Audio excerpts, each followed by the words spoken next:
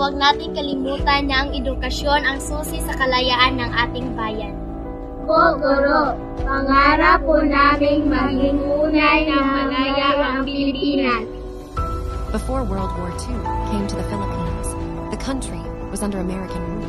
Filipinos lived a peaceful life, but war was approaching.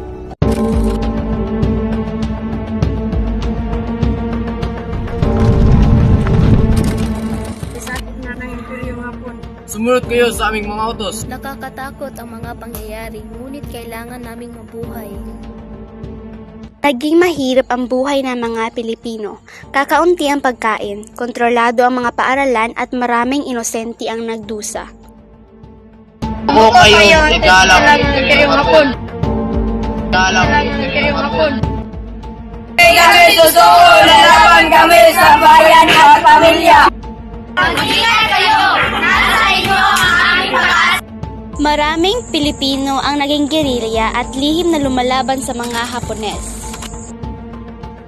Noong 1945, bumalik ang mga puwersang alyado na palaya ang Pilipinas mula sa pananakop ng mga Hapones. Malaya ang Pilipinas! Hindi na sayang ang aming pagtiis! Ano ang natutunan mo mula sa pananakop ng Hapones? Ang natutunan ko ay ang kalayaan ay mahalaga at ang mga Pilipino ay matatag kahit sa pinakamadilim na panahon.